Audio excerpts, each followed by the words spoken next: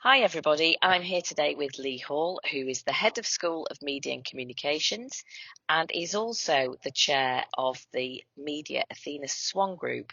And I've asked Lee to come along today because I've seen over the past 12 months or so how important he takes the Athena Swan charter mark really to drive change within his school. And I thought he'd be a good person to talk about allyship. So welcome, Lee. Thank you for having me, Justine. Lovely to be here. So let's start with Athena Swan. As I said, I've really seen you take a really clear and approach to Athena Swan, and that you want to use it to create change. Tell me a little bit about why you think Athena Swan, which is a gender equality charter mark, really seriously. Well, I think it's really obvious that there's a need for positive action around these issues because it doesn't take a deep dive into the data to see that, we've got some underrepresentation by gender in certain programs of study, in terms of the student body and in terms of staffing as well. So, it was really clear that we had to do something to build on work that we've done in the past. So we've always tried to address these issues, and we've tried a few things that have kind of half worked and sometimes slightly backfired. So for me, Athena Swan provides a kind of scaffolding for how you approach trying to make some positive change. So it's just a great thing to provide structure to those approaches, and to be honest with you, a little bit of accountability for me and for colleagues. So we've got a touch point for everything that we do, and we kind of make sure that we go back and see whether we've delivered on those actions. Yeah, brilliant. Now, I mentioned the word allyship, and I know that you are an ally to many underrepresented groups. Why are you an ally? Why is it important to be so? I think it's the right thing to do generally. I mean, that's a pretty simplistic analysis.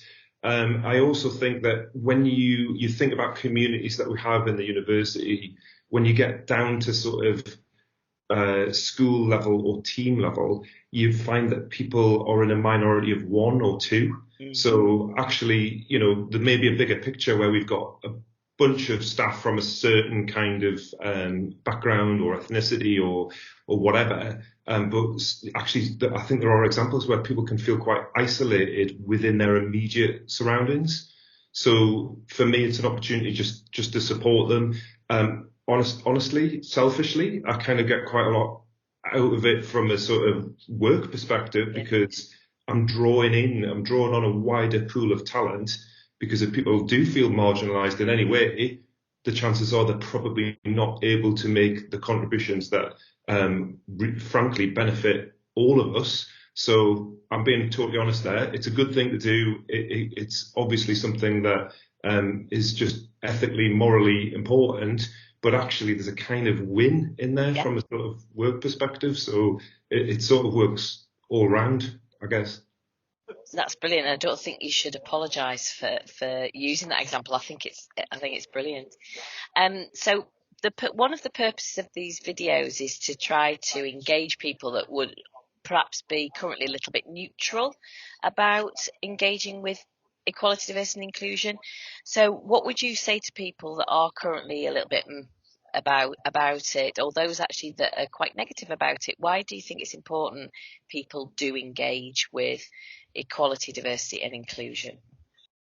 Well, I mean, I think that this is pretty multifaceted. I mean, certainly on a personal kind of level, like I have my own drivers. I mean, you talk about, the previous questions, why get involved? I mean, there's other things that, frankly, when I had children myself, I've got two daughters, and honestly, that changed my perspective, and that's another reason why I'm passionate about Athena Swan, because I really can see the sort of the limits that sometimes are placed on their ambitions, and I want to be part of the solution to that. But I mean, getting involved, it's Athena Swan particularly, and allyship generally, it's actually been a lot of fun. I know that sounds kind of strange, but I've really enjoyed it because you're looking at everything through a lens or a filter, and actually, Athena Swan provides a certain focus because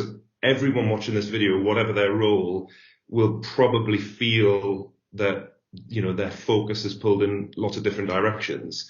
And this has been a way of really kind of just looking at some specific challenges. So it's enjoyable. It's, it's a good thing to do. And and I sort of mentioned, there are significant benefits to this, and not least, it's, applying a lens, which I think is incredibly important for our students. So our students really care about these issues. And I think that, you look at the age profile of our staffing, and we know that it's relatively, towards the older end of the scale. I mean, it connects you with some of the passions that drive our students. And to be honest with you, that has to be a good thing, because, if you put that business hat on, if you like, attracting more students, giving them a really good experience, making them feel included, involved, and setting them up to do well is basically what we do. So, I think for those reasons, and everyone will have personal reasons, it's just a brilliant way to sort of enhance your own experience and make a positive contribution to the university. Lee, thank you very much. That was brilliant.